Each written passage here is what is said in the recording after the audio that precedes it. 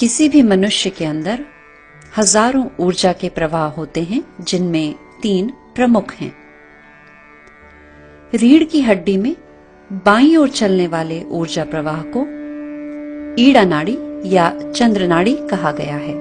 यह रीढ़ की हड्डी के निचले हिस्से में स्थित सबसे पहले चक्र मूलाधार चक्र से शुरू होकर रीढ़ की हड्डी के पूरी बाईं ओर से होती हुई हमारे सिर या मस्तिष्क में दाईं ओर आकर खत्म होती है। इसके ठीक विपरीत रीढ़ की हड्डी में दाईं ओर चलने वाले ऊर्जा के प्रवाह को पिंगला नाड़ी या सूर्य नाड़ी कहा जाता है और यह मूलाधार के ऊपर स्थित स्वादिष्ठान चक्र से शुरू होकर रीढ़ की हड्डी के पूरी दाईं ओर से होती हुई हमारे सिर या मस्तिष्क में बाईं ओर आकर समाप्त होती है।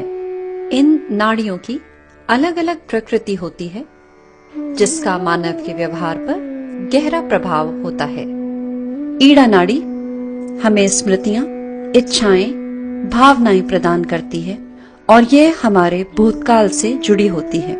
और पिंगला नाड़ी हमें कार्य शक्ति प्रदान करती है, जिसकी मदद से हम अपनी इच्छाओं पर कार्य करते हैं, योजनाएं बनाते हैं। इसलिए यह हमारे भविष्यकाल से संबंध रखती है। ये 2 अलग तरह के स्वभाव मानव को सृष्टि ने प्रदान किए ताकि वे उन्हें संतुलन में प्रयोग कर सके। पर जब भी कभी हम इन शक्तियों या इन ऊर्जा प्रवाह को जरूरत से ज्यादा इस्तेमाल करते हैं तो इनमें असंतुलन आने लगता है।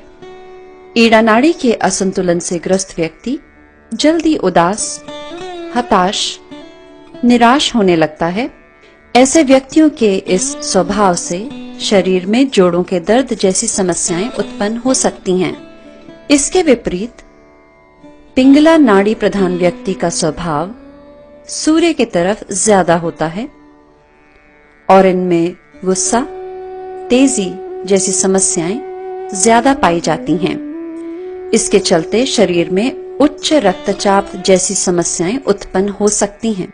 ईड़ा और पिंगला में आए असंतुलन को ठीक करती है रीढ़ की हड्डी के ठीक बीचों बीच स्थित सुषुम्ना नाड़ी। यह नाड़ी रीढ़ की हड्डी के नीचे स्थित त्रिकोणाकार अस्थि से शुरू होती है और सहस्त्रार चक्र या तालु भाग पर आकर समाप्त होती है।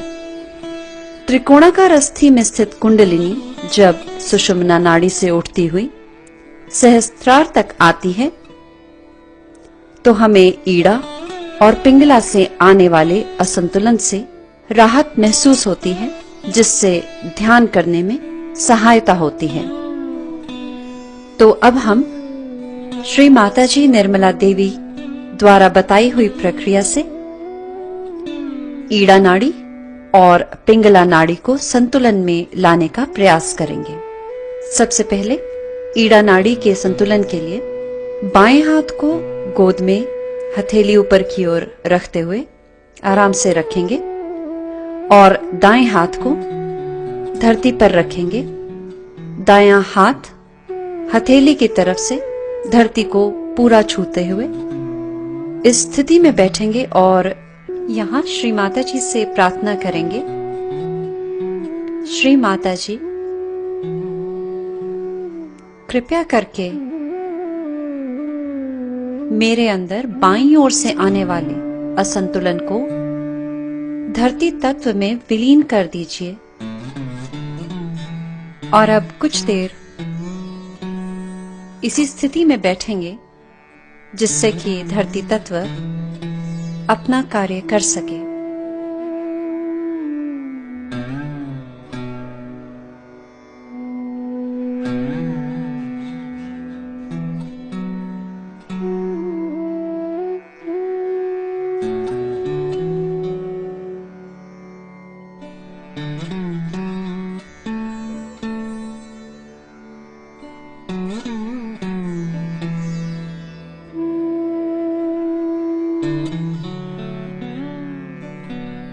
अब हम पिंगला नाड़ी के संतुलन के लिए दाएं हाथ को गोद में हथेली ऊपर की तरफ रखते हुए आराम से रखेंगे और बाईं बाजू को कोहनी पर मोड़ते हुए हथेली को अपने से पीछे और रखते हुए आकाश की तरफ रखेंगे।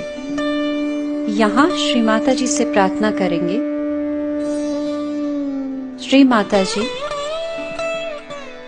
कृपया करके मेरे अंदर दाईं ओर से आने वाले असंतुलन को आकाश तत्व में विलीन कर दीजिए। कुछ देर इसी स्थिति में बैठेंगे और आकाश तत्व को अपना कार्य करने देंगे।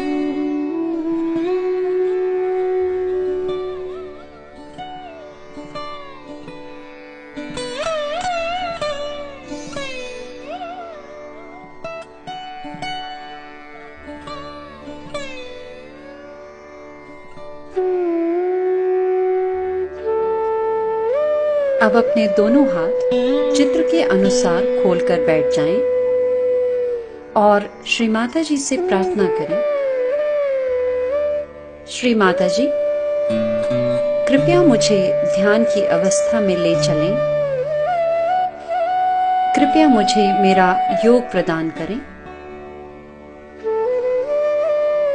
ये प्रार्थना धीरे धीरे 2 या 3 बार करें और प्रार्थना करने के बाद मौन अवस्था में 5 से 7 मिनट तक बैठें।